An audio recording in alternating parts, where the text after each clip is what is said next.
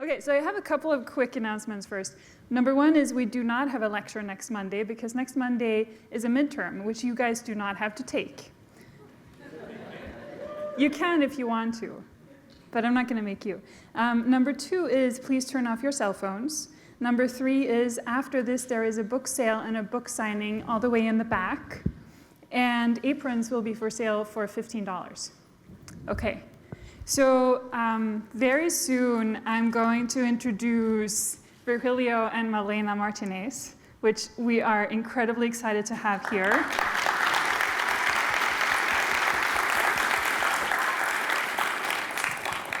But first we're going to have to play our little game. So who is familiar with our game? Okay, so the way this game works is that if you went to this lecture last week, and if you paid very careful attention, then you now have the chance to answer 3 questions. And if you answer right, you can win a nice apron. So the way it works is that I will ask you a question, and then you have to raise your hand. So no yelling out, and then we will pick one of you, and you get to say it. Okay, so first question. So Mark Post was here last week, and he talked about how to produce beef with medical technology. And one of the significance of doing this is that the feed conversion of beef is actually quite high. So the question for you guys is, what is the feed conversion ratio, which is the same as the weight of food intake over the weight gain of the animal? What is it for beef, and what is it for pork? Quick one up there, yeah. I remember it's 8 for beef, and I think it's 4 for pork. Okay, you're good. So 8 for beef is right. I think it's like 3 for pork, but I think you're close enough. Is it close enough? Yeah. Okay, second question. Why did Mark Post and colleagues grow the muscle fibers on alginate gels? 2 reasons. One of them is that they wanted to provide tension to the muscle as it was growing. Right, they wanted to provide tension to the muscles as they were growing. That's correct. Number 2. The other one is just the general making the muscle better. Okay, so I'll give you a hint. Why did he use alginate gels and not some other gel? Because he wanted to make sure that everything was environmentally sustainable and that they weren't using. Good job. So usually, I think he started out using collagen gels. And of course, collagen is a meat source, so you get an apron. Okay, last chance. So in order to grow the muscle fibers in large quantities, Mark Post and colleagues did this.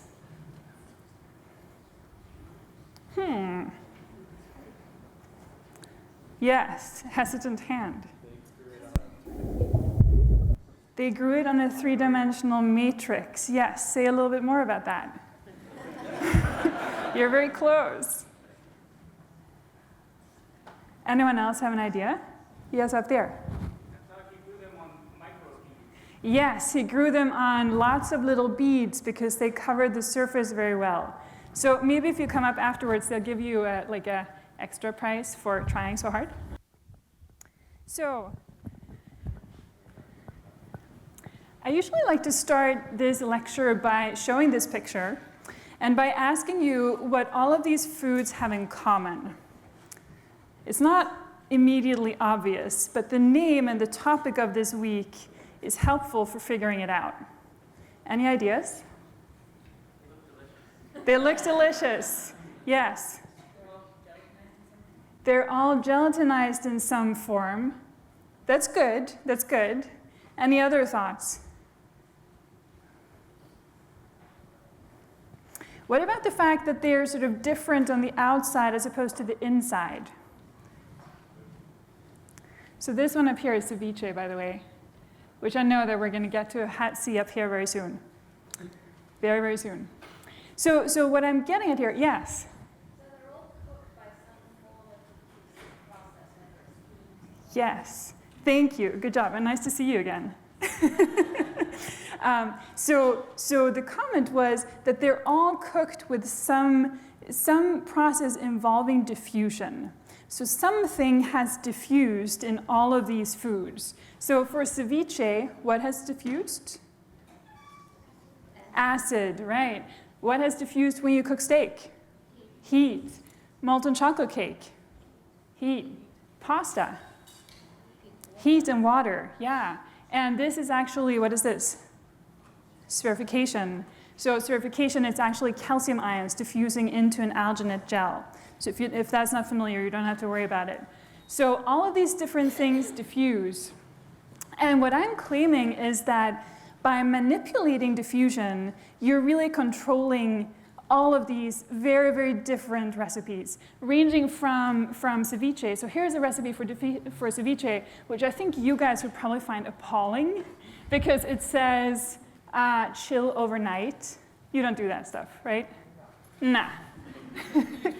You used to do that. Okay. But so the point here is you chill them overnight, and you really don't want to do it for too long, because then the hydrogen ions the acid diffuses too far into the scallops. So you cook a molten chocolate cake, and you cook it for exactly 12 minutes. If you cook it for too long, the heat is going to diffuse too far into the chocolate. So you need to really control diffusion. If you cook steak, and if you want it to go to medium rare, you try to cook it for exactly 3 to 5 minutes, not for 5 to 7 minutes, because then it's diffused too far, right? Same thing with pasta. So you cook pasta, in order for it to be al dente, you want it to have a bite, and then there should be a white vein at the center. Same idea. If you cook it for too long, you've messed up diffusion, you've messed up the science, and the food's not going to taste good, right? Okay. How do we know when it's done? I mean, the recipe tells you. Taste, yes. What if we wanted to be mathematical about it? Okay, so I'm claiming that if you know something about how the acid, which is basically hydrogen ions, or how the heat or the water, how it gets into the food, then you can also use a mathematical equation to determine when the food is done. Okay, so come with me. So this is what we would do.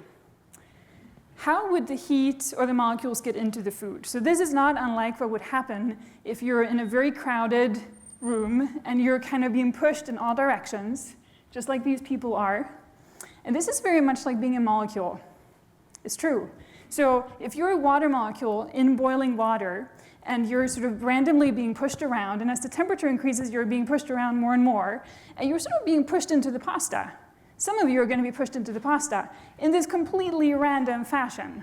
So you're very much like a molecule. Now, if we take this, we forget about the sort of multidimensional qualities, and we just look at it in one dimension, it's kind of like this problem. So imagine that I'm standing here, and I flip a coin, and if I get heads, I take a step to the right, and if I get tails, I take a step to the left, and I just keep doing this. I flip my coin, and I walk around, left and right, you know, so now I'm a molecule walking in just one direction. And the question is, how far do I get on average? So this actually is very similar to a famous mathematical problem, which says that if you take n steps and each has a distance a, then over time you get a certain number, right? And if we solve this equation, and I'm not going to walk through it in detail, but if you imagine that, wow, you're really good, yes. We clap for equations. We clap for equations. Isn't that something? Yeah. You look very surprised. So if you were to imagine that t is the number of steps you take, that's time, right? And d is how long the step is, then you could calculate L, how far something diffused. Okay, so I'm just taking the previous equation and I'm putting it into a diffusion context, right? So this d here is going to depend on the food. So in the case of ceviche, for example, here's a recipe for ceviche, and here we're cooking it for about 20 minutes. It would look something like this. It would look, so we have lots of protons, which is basically what's making lime juice acidic, and they are going into the fish randomly, right? And over time, they get a certain distance L. And this L we can calculate with this equation. Bad. Good, right? So this, now you can take this equation and you can take D for all these different kinds of foods and you can calculate your L for molten chocolate cake, for pasta, spherification, or maybe for ceviche. We'll try it later. Okay. Keep that in mind as you watch these lectures, and as I usually like to tell the students in the class, there are two things to look out for in this lecture. There's instances of diffusion and instances of gelation. So please join me in welcoming Virgilio and Malena from Lima, Peru.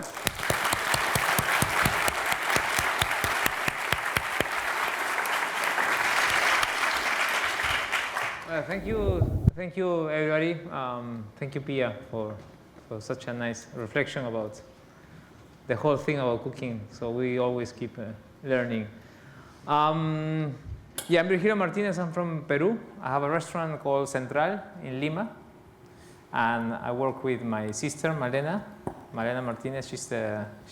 She's in charge of the research arm called Mater Iniciativa, and you can explain what's Mater Iniciativa? Okay, so Mater Iniciativa is our research, let's say, center. We focus on registering ingredients of Peru from different regions in their origin. So we continue exploring new regions of Peru, and we get to pick details of every context in which we find these products. So we take into account the social environment, the cultural aspects of every product, and of course the geography in which we found them. Yeah, after having Mater Iniciativa for about 4 or 5 years, we've been, she mentioned, rediscover or reconnecting to our Andean and Amazonian territories in Peru. We are born in one of the most biodiverse places in the world, and we didn't know that until we start to explore our high peaks, our highlands, our jungles, and all these different microclimates. But it could be a bit messy, because we start to explore and we start to go to different places, and we found there are many ingredients and many products that we didn't know. And at the end of the day, we have to do a nice gastronomic experience with a message and with a clear message. So just to start, because you will see probably lots of stuff that probably you haven't seen before, I hope so. And I want to show you just a video about how we see our territory nowadays at Central.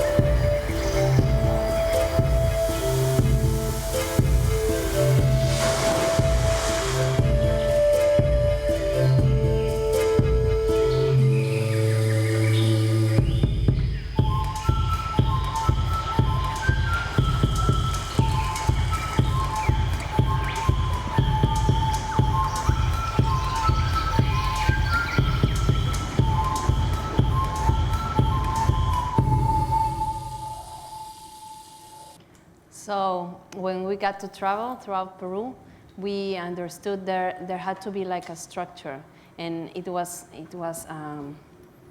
something else when we started listening to to how Andean people understood their environment and understood the world, because we got that they felt connected with their surroundings in a very different kind of way. They see everything vertically, not horizontally.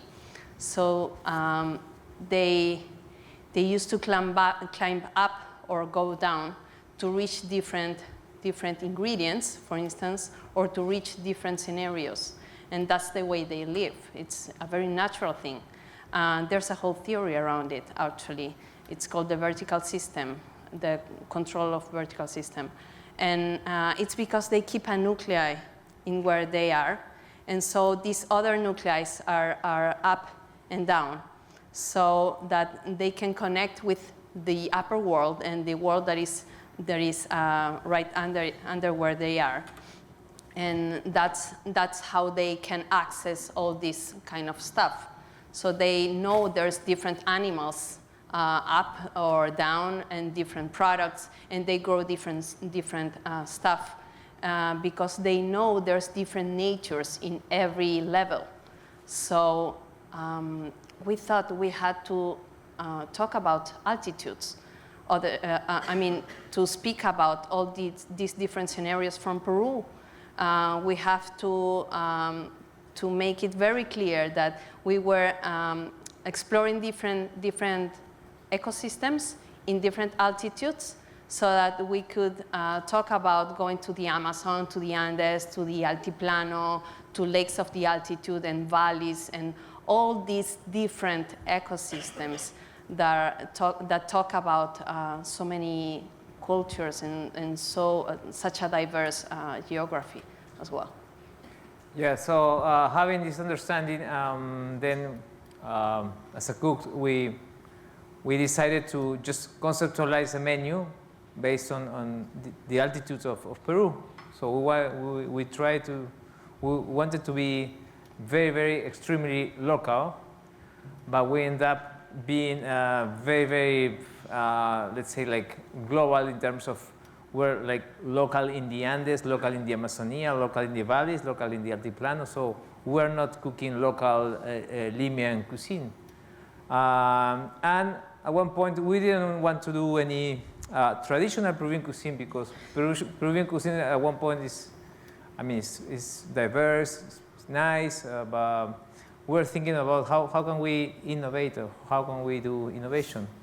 And yeah, we started to explore, and we started to explore, and we started to capture some beautiful landscapes, some beautiful ecosystems. And we understood that we have now to just go to a place, work in that altitude, and just focus on that ecosystems.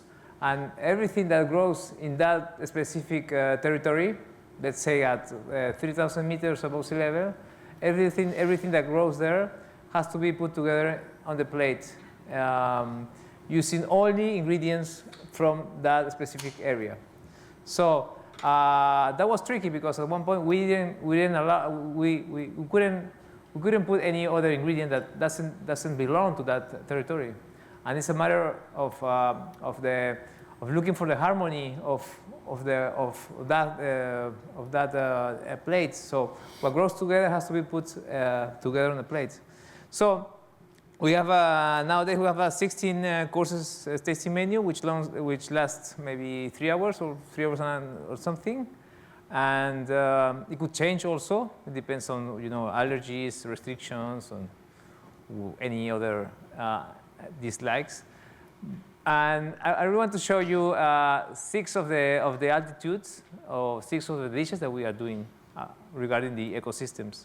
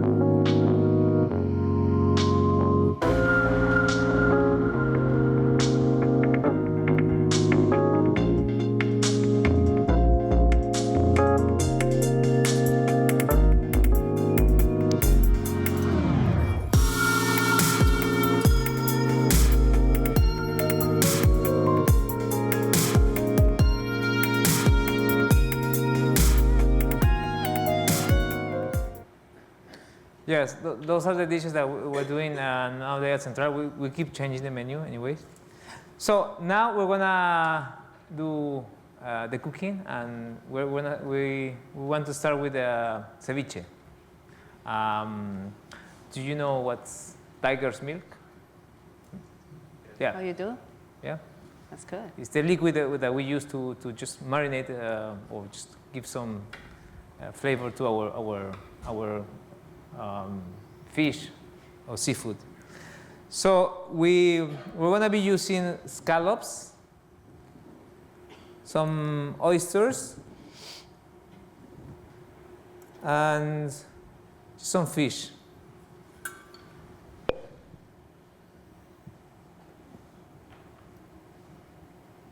We try to cut the fish like tiradito style, something like that.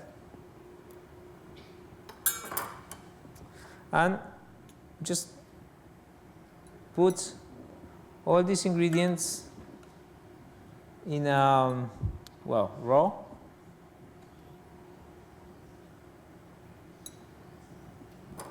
Same with the scallop.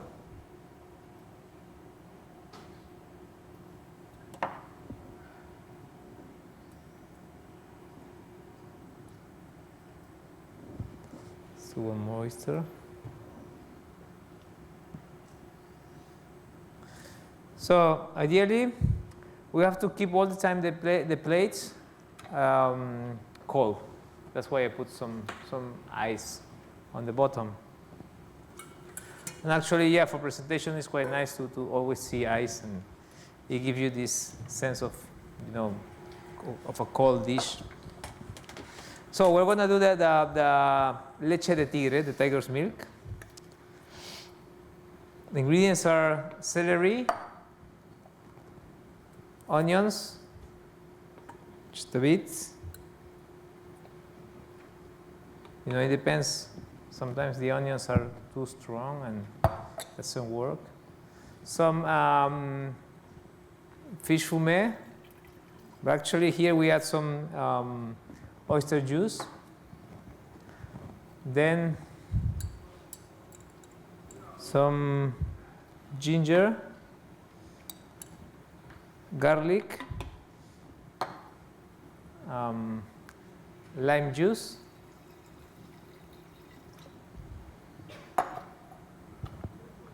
salt,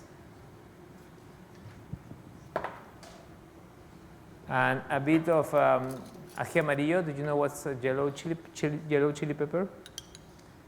So we blanch the yellow chili pepper for 3 times, and then until we just reduce the picor, the heat.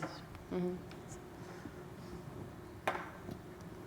And once we have all the ingredients like that, we blend.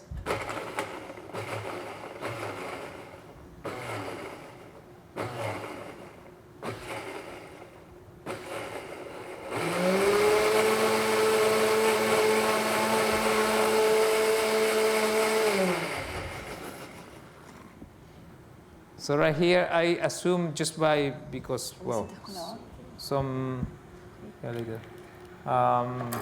experience probably, I know that it has to be more thick. So we always add some fish.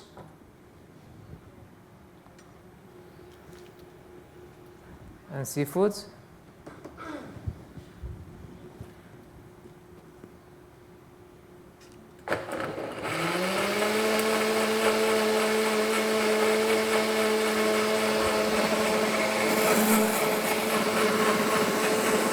A little bit of red chili.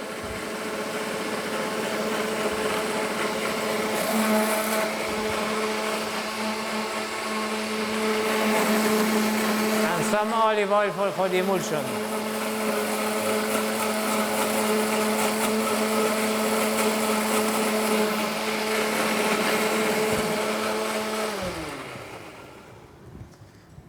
Yeah, because part of the recipe is adding coriander or cilantro.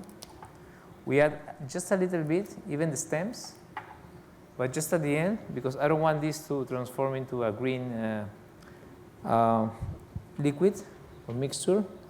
So we just get the essence of the cilantro.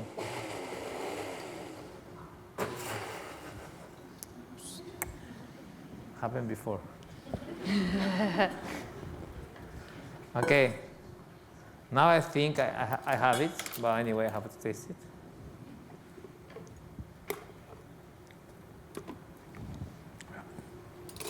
It's good. And yeah, now I just strain whatever.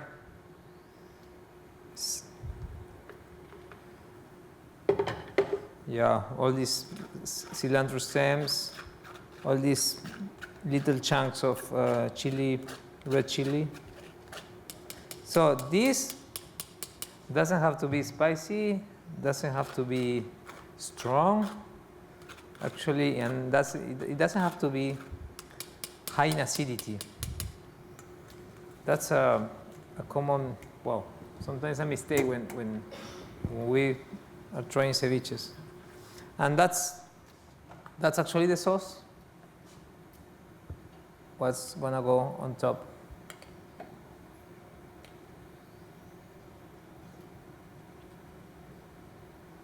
The tricky thing is that every single, the seafood, the fish, the oysters, they have a different behavior when you pour the liquid. And this is the dish, well, this is the ceviche. Van a medir difusión. If you, Pia, want to do something about it. Yeah.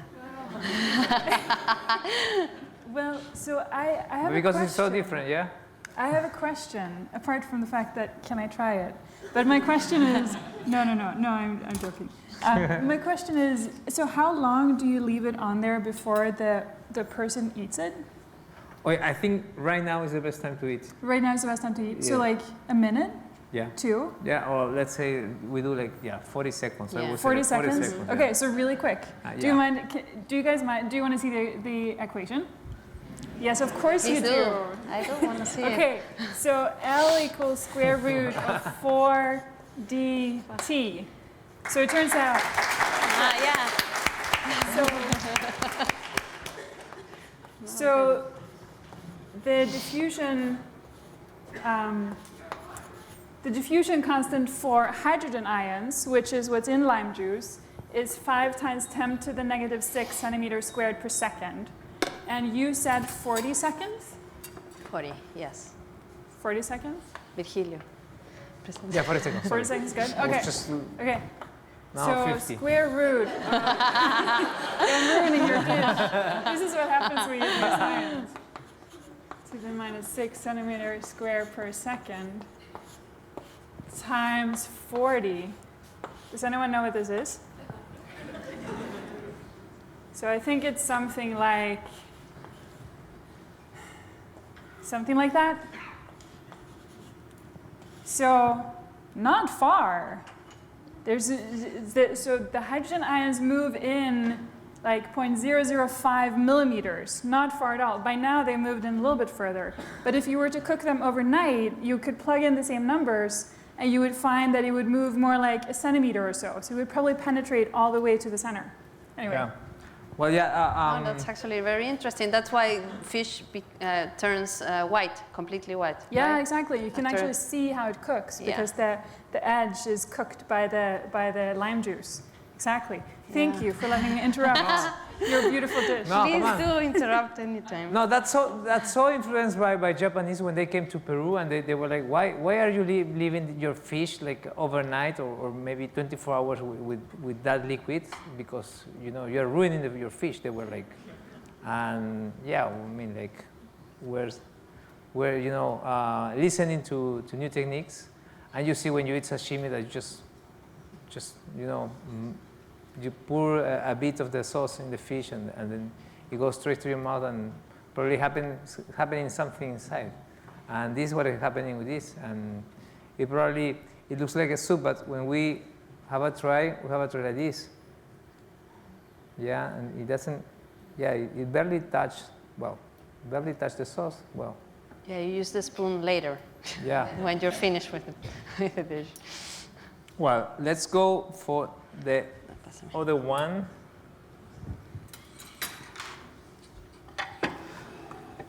So the other one is Altiplano.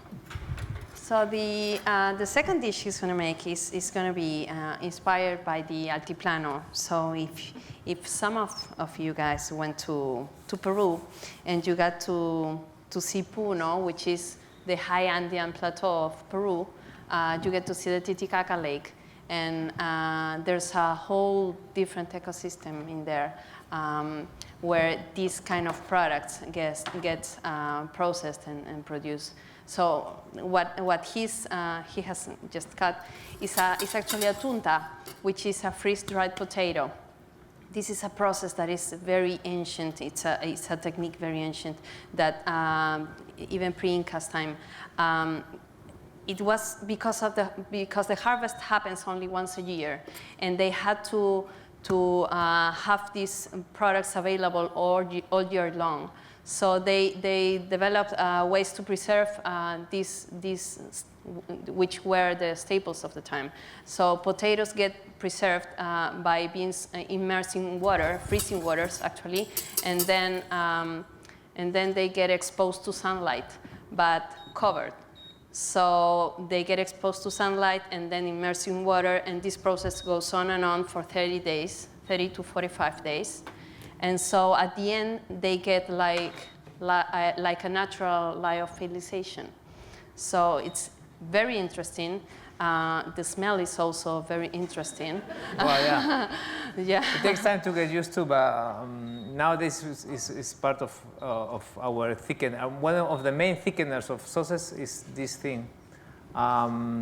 It weighs nothing, and it lasts up to 10 years. So, yeah, quite a staple. So what we're doing is, I just make any type of broth or water, whatever I'm using, whatever is the preparation I wanna achieve, and we just grate some of this, and it gets thick like this, and we pour in trays. Vale, can you pass me the? ¿Quieres la espátula? No, yeah, the spatula Sí. and the. O el cuchillo. No, the spatula and the coriander. Oh, yeah. Yeah. So the potatoes are cooked. We just spread like this.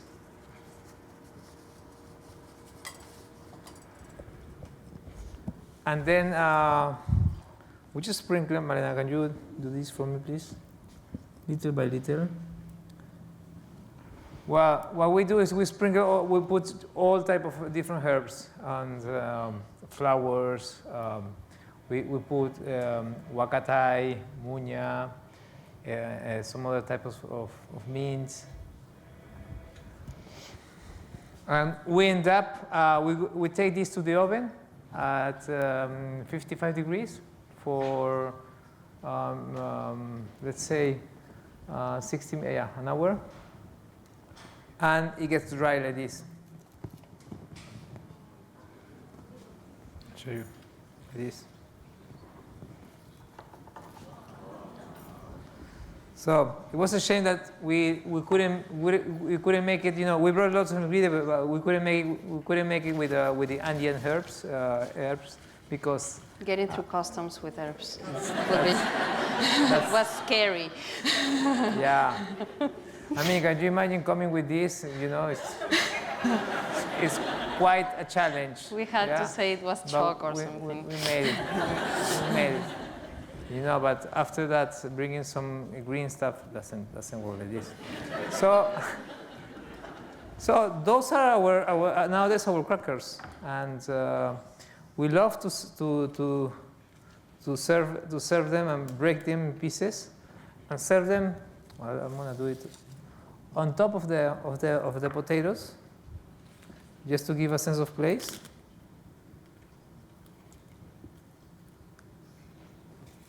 What is interesting is that they use only the bitter potatoes, which are not the edible ones. which is something that adds more value to it. So these varieties that wouldn't be eaten otherwise are preserved, and they get rehydrated in soups and other kinds of stews. So it makes a good quality food for them in the Altiplano. So yeah, right here you have the potatoes, which we call it tunta, and a sauce of yellow chili pepper. So just deep. We have a video because it's important to know where are we getting this from and how is the process of making this tunta, because we are not making the tunta.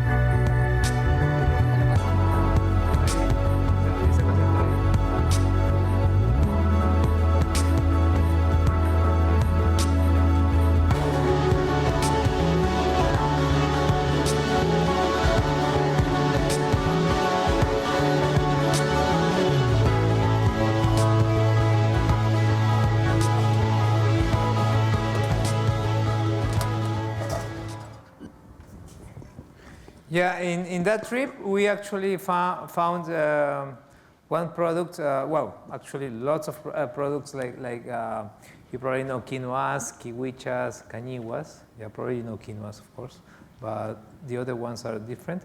And we found another ingredients that, as I was saying at the beginning, they share the same region, which is the Altiplano. So when we go to Altiplano, we always come back packed full of quinoas and all these different Andean grains. And then, yeah, we decided to make something with that, but it had to be something special for our guest. So what we did, we participated in one harvest of white quinoas and black quinoas, which are this, the black quinoa. This is the white quinoa, and this is the other white quinoa.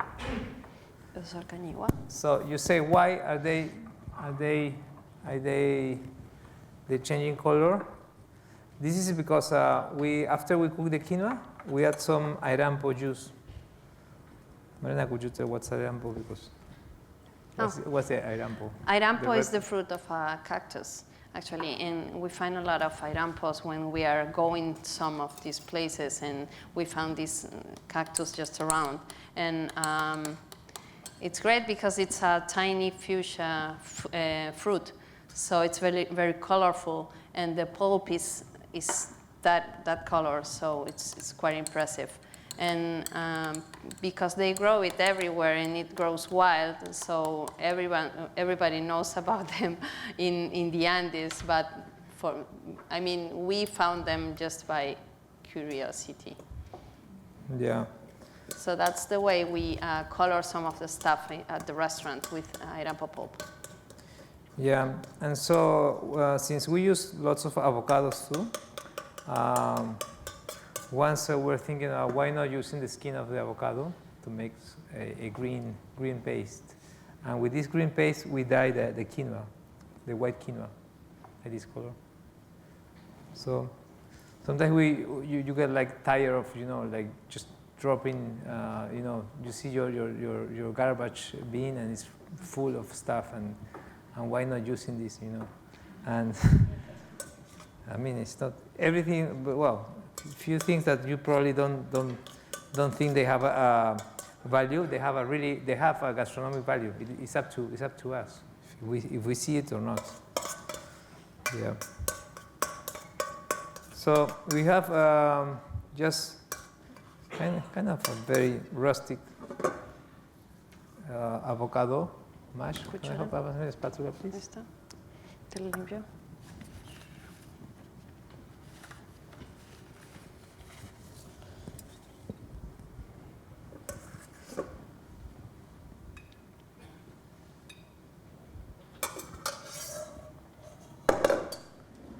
And then we add these very colorful quinoas.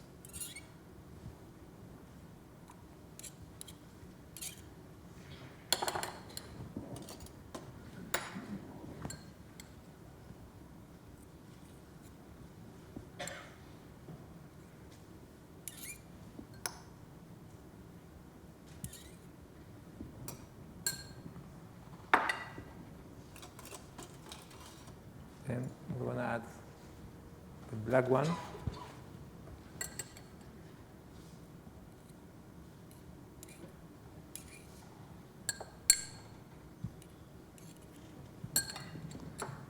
And then another one, which is, it might be called, well, it's well known as amaranth. We call it kiwicha. And this is not actually the color. We just cook the kiwicha and we add some annatto oil. And probably if you watch the video and you saw all these colors of the people, the textiles, and the way the people is, you know, and all these colors we wanted to replicate on one dish to give this sense of place. And of course to work with the people. And actually most of the way we are dyeing or we are obtaining colors with in our food, these colors are coming from fruits and plants that dye clothes. And this is another one called cañigua, which is another Andean grain, tiny, tiny, tiny. And it grows only in Puno, which is something special too. Also from Puno, yeah. Mm-hmm. And then can you say something about cuchuro, Malena, if you... Well, cuchuro are these spherical things. They are called blue-green algae. They're actually cyanobacteria, so they just appear in lakes.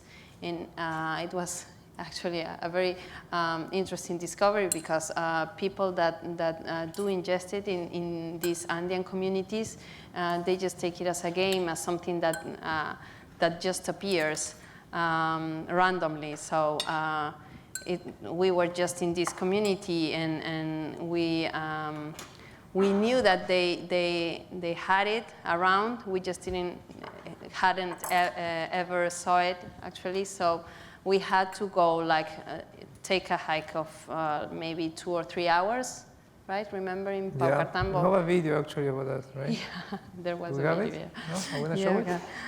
No, I don't No? think so. Oh, the Okay. Chaco in Cuchuro? Oh, Are no. you No? in Chaco as well? Okay, no worries. So maybe this you is should say. this is the heart of the beef. Yeah.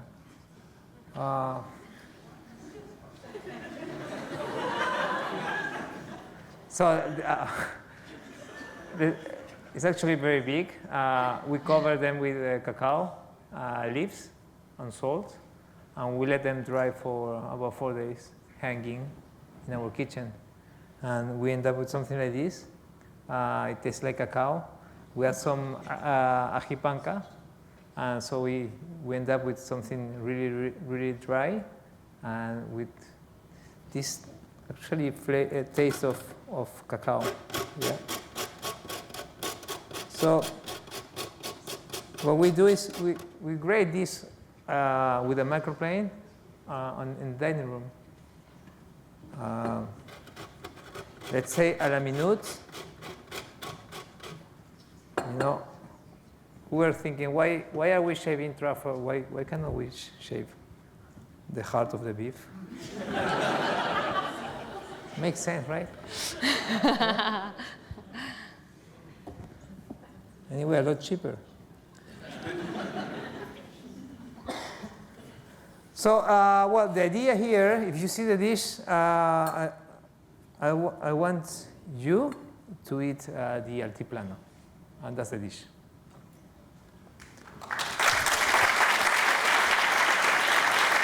Thank you.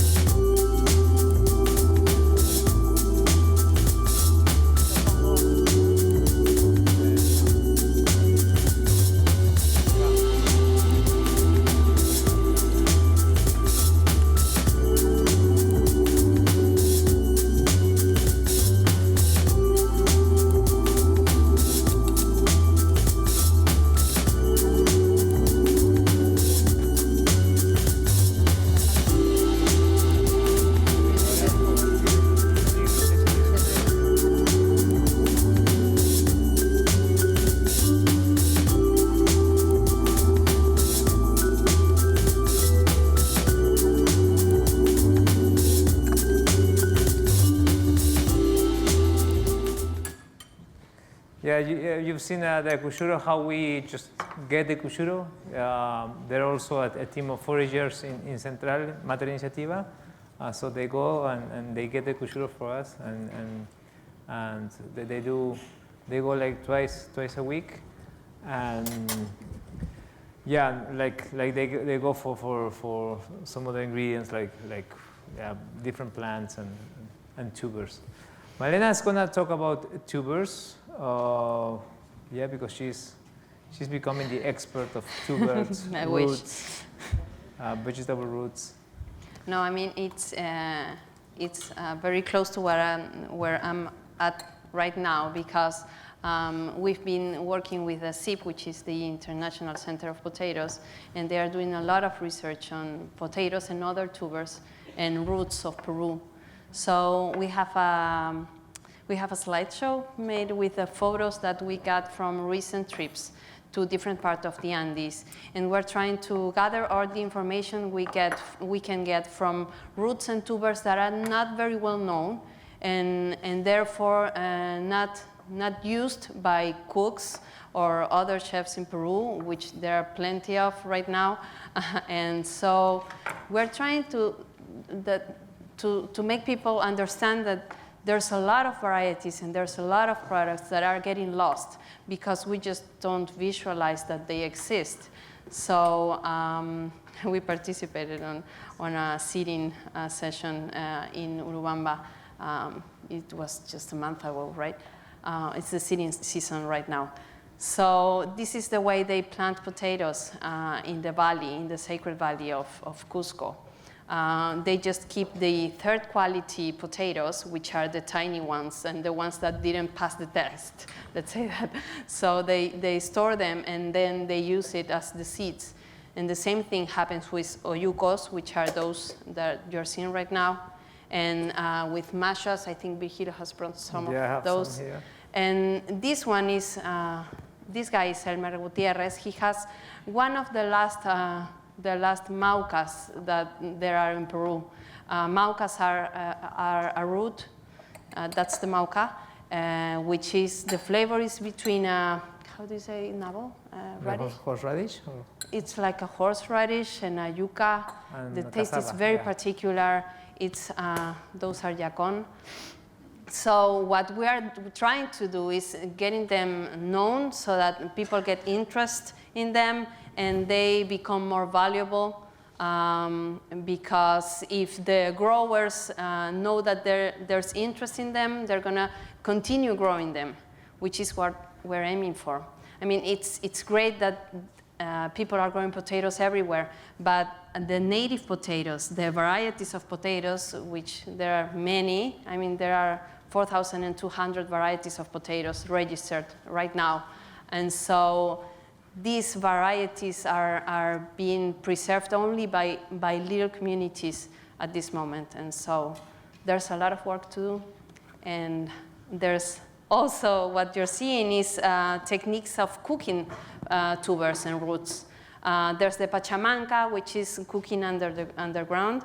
And there's the huatia, which is an oven made of dry rocks like that, right? Dry rocks of the soil that gets removed after the harvest season. So these are all techniques that are really valuable to us. This image is a guy, Mr. Adrian Brito from Ancash. He's picking the tocosh that has been stored under the ground for 35 days. So that one that he has on his hands is actually a fermented potato, which I wish I could have Pia doing some research about in the next few months, I don't know. So he keeps these potatoes underground, and there's water around so that the mud is really humid, and it's really, really interesting. And so these potatoes are also preserved for years. He also uses bitter varieties, but then the remainings of the harvest. So it's a way to preserve the potatoes that you didn't get to eat at the moment of the harvest.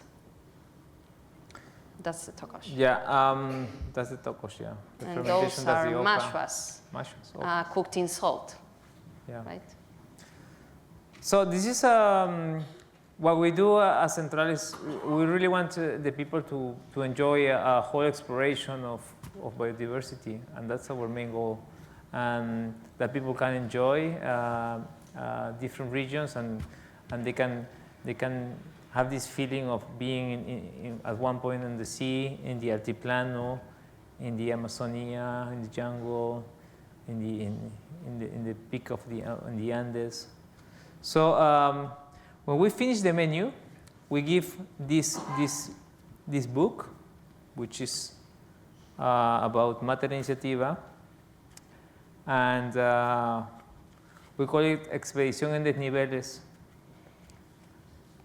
So people get to see what they had, because we work this with artists, researchers, and so we are able to put the seeds on the cotton, and we actually, we have a great artist drawing and painting the flowers of every single potato, every single fruit that we are using on the menu. We also trapped, that's the sargassum. We put the sargassum on the paper. So, and we really want to serve now the dish what Malena was talking about. She showed the mashwa, which is this one, this product. And we have, as you can see, we have different types of mashwa or yucos. So what I did, I actually cooked them in advance, and I just diced them. And I'm gonna use again the liquid that I made at the beginning. I'm gonna pour these ocas, mashwas, and oyucos, and I'm gonna give them a stir.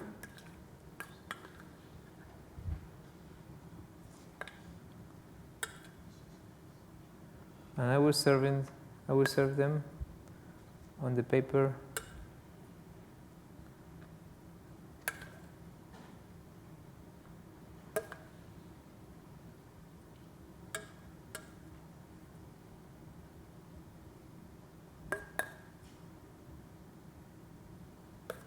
So here the idea is also to see how far you can go with potato, which for us is very common, but it is not common in the Andes, and actually you get to see the flower of the potato right here, like this. So that's what you're gonna get on your table, yeah, individually. So obviously without this huge knife. Yeah.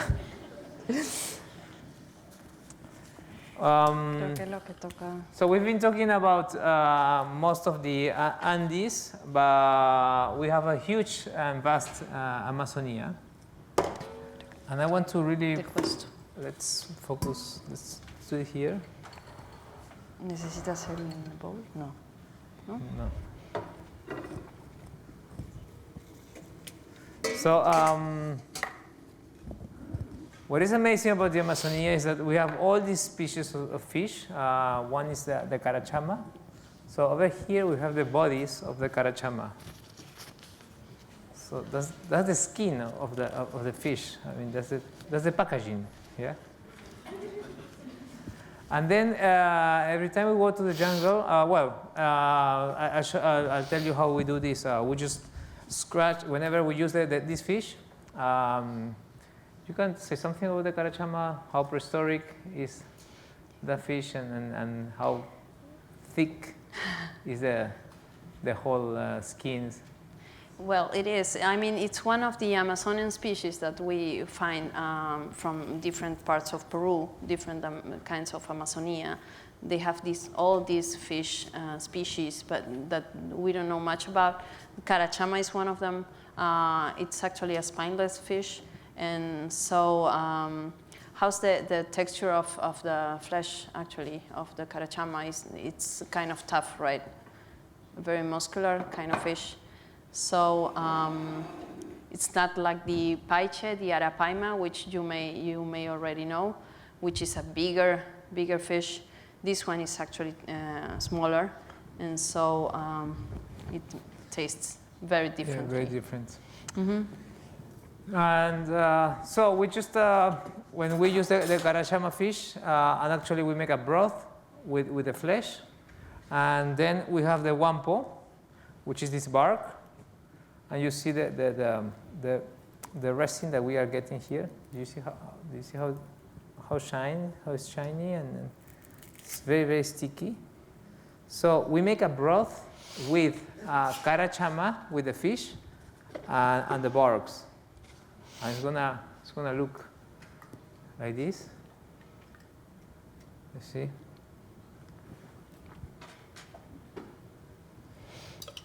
It's very, very sticky.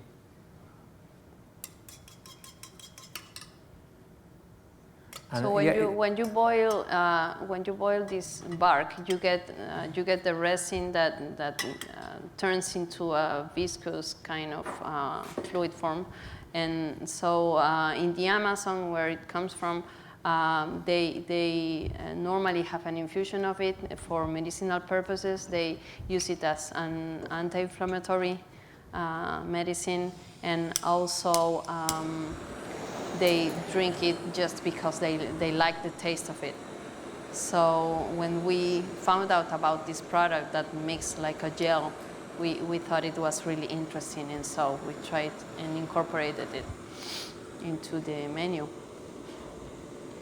So right now he's burning Bastón de Ángel, which is the fruit of prosopis tree, which grows near the Amazon as well. It's funny because we found this with a shaman in the jungle, and we had this amazing experience of healing. I hope you can smell this, but beautiful. And you see the Amazonia has another aesthetic, another vision of the world. People is very connected to plants, and that's what we are learning at the moment. Of course, there's more coming, but we know very little about the Amazonia. We know very little about the people. We know very little about the jungle. We know very little about the fruits and well, vegetables.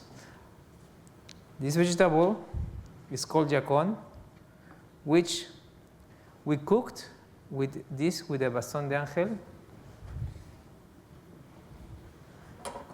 and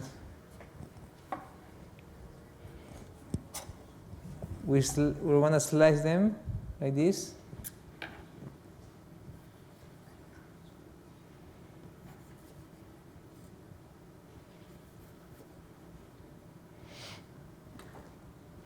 And we want to just give this shiny and umami to this vegetable root.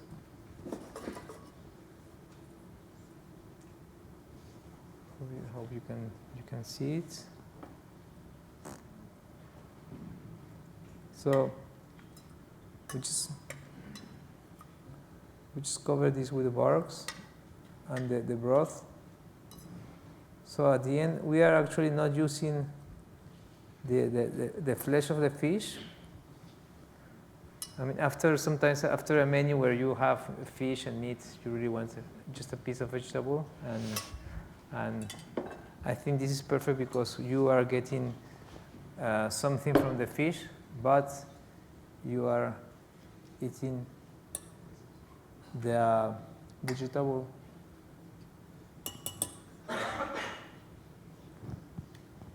So this is good to be shared, and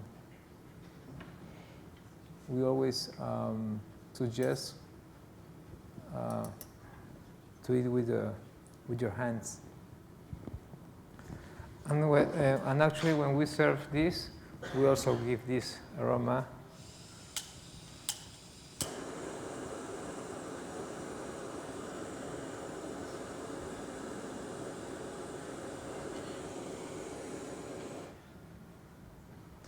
And yeah, that's another aesthetic. At this point, we really want you to see what's happening in the Amazonia, in the jungle. Yeah, in another microclimate, with different people, quite far from where we are in Lima, and very, very different. Let's go with the video of No. what do you want to know? Chivote? Oh, yeah. Yeah. Sí. So we want to show you a video of what we do, also some other dishes that we do at Central, and I think we can go for it.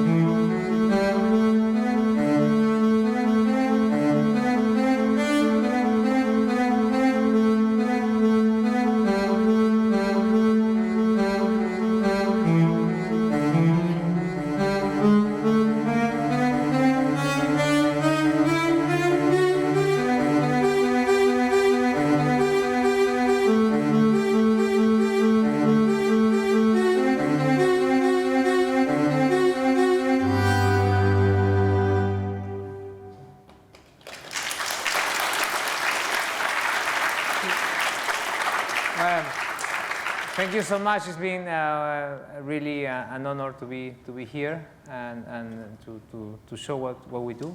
And as I was saying, like of course we are promoting Peruvian cuisine. Of course we are promoting our restaurant. Of course we are promoting our concepts, our ideas.